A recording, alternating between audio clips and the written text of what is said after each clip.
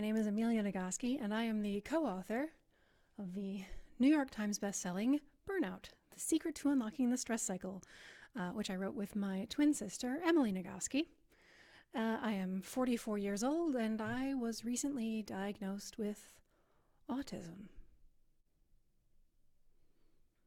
Of course I'm autistic.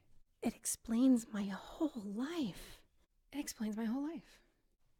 Of course I'm autistic. It explains my whole life. But I am not here to take you on my journey of discovery of myself and identity.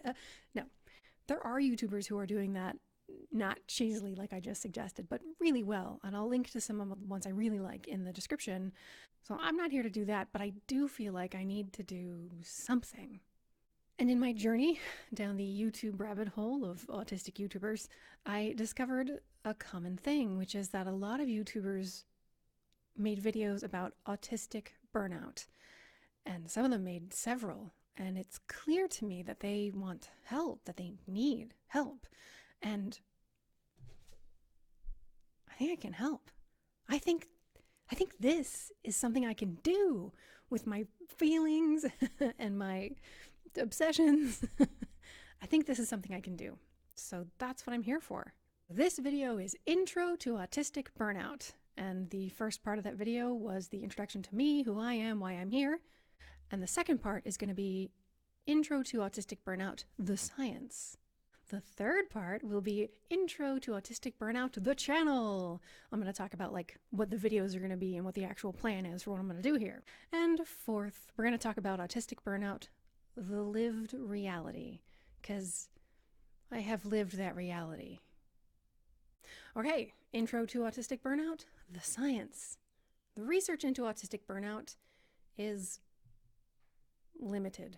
If this were a scholarly article, I would now be doing a lit review where I go over what everyone has said in other publications. And so here's like a brief version of that. A lot of the autistic YouTubers who were interested in burnout, one of the things that came up again and again in their episodes was that there are no resources directed at autistic people. And like, fair enough. Like, when I wrote this book, I didn't know I was autistic, and I didn't write it for an autistic audience, but I was autistic. And actually, we did write it for an autistic audience because every time Emily and I wondered, should we include this? How should we explain it? The solution was to ask 22-year-old Amelia. We would imagine me at 22 and say, hey, autistic Amelia at 22, who doesn't know she's autistic, would you want to know this? How would you want this explained to you? And that would determine what went in the book. So this was literally written for an autistic audience of one. I'll also be talking specifically about what other autistic writers and YouTubers have said about autistic burnout and the ways that it overlaps or does not overlap with the science and with what I have written.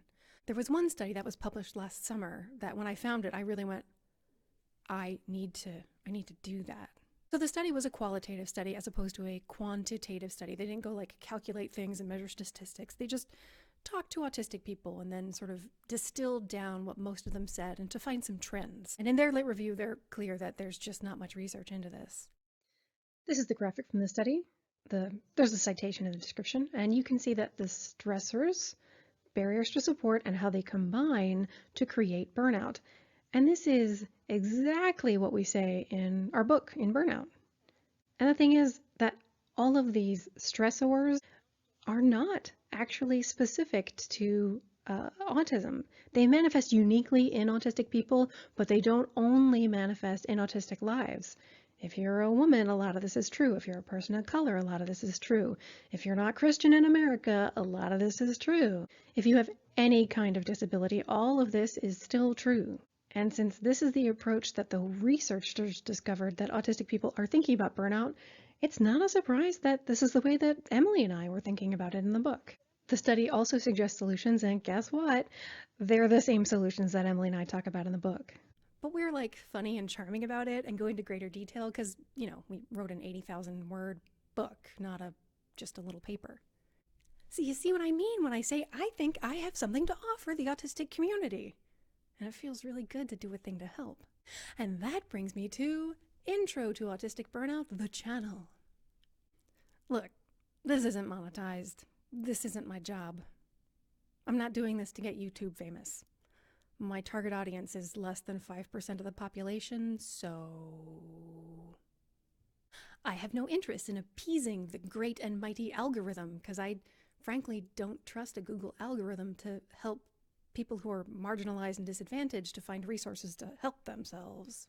But I do want to use whatever easy to access platform I can to create a space where autistic people can come learn things from each other. Waiting for the airplane. Waiting for the airplane. Other kinds of groups, like discussion boards and things, are valuable and useful for a lot of things, but I'm a teacher by training and a writer by accident.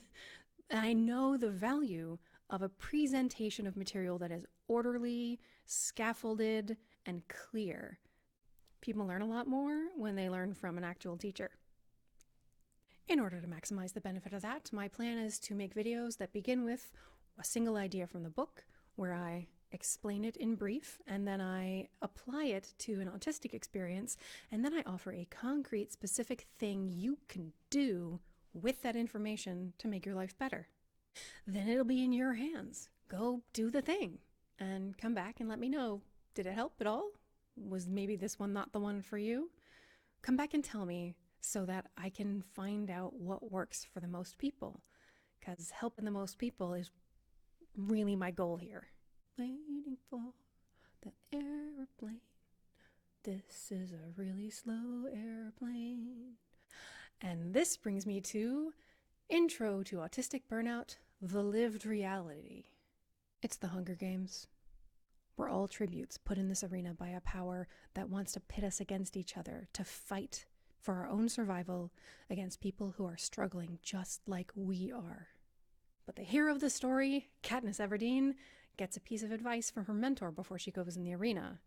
He says, Katniss, when you're in there, remember who the real enemy is. So she goes in the arena, and towards the end of the games, she's scared for her life, and she draws her bow, and there's this guy in the game with her. And she doesn't know, can she trust him, or is he there to kill her? And he says, Katniss, remember who the real enemy is. The real enemy is not the other tributes forced to fight each other because of arbitrarily imposed rules and risks. And she points her bow up at the arena itself. The real enemy is the game itself and the power who rigged it in the first place. And she fires up at the real source of all of their shared suffering. And this is the point where I'm going to contradict the mainstream advice.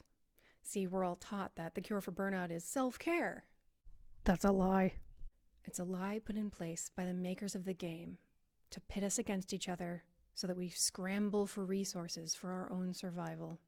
And that fight just becomes another source of stress. And that's why the cure for burnout is not self-care. The cure for burnout is all of us caring for each other. There will be at least 2 more videos specifically on just that one subject, but for now I'll just say that self-care cannot end the unceasing demands, and it cannot change the unmeetable goals. Only working together, fighting for each other, can we create change that eliminates those stressors and changes the system where we work. That means that future generations won't have to deal with it either. And that's what I want to do here. Create a space where nobody turns on anybody else, and we all practice caring for each other.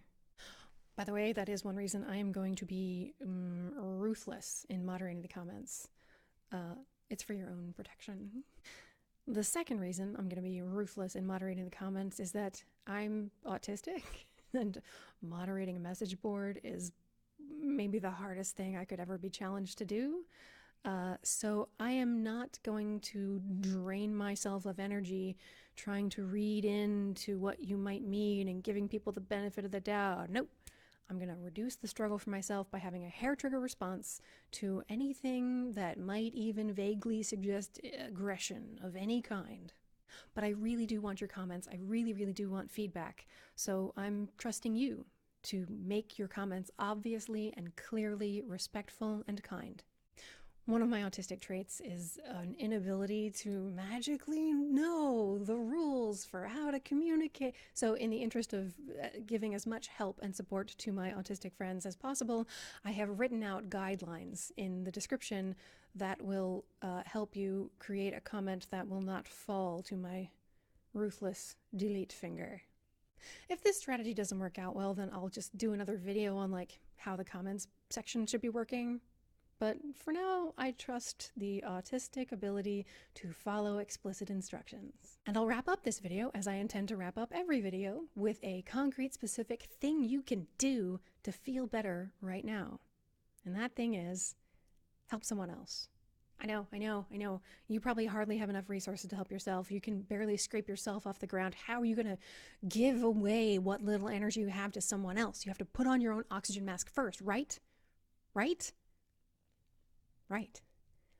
The good news is that when we help someone else, that creates energy. It actually doesn't drain us. Just do a little thing for someone else and it creates more energy. That's actually part of the act of putting your own oxygen mask on. So what kind of little thing can you do to help somebody? Well, try this. Share this video. Just post it somewhere or send it to someone. If you want to maximize your benefit from it, send it with a little note that says, hey, I've been thinking about you. Hope you're doing okay. Here's a thing that I hope maybe might help. You're helping yourself, you're helping them, and you're helping this project include as many people as possible, which is going to make it as effective as possible. And if any of that feels like kind of a gamble and you don't want to like risk using your energy if it's not going to pay off, then know this.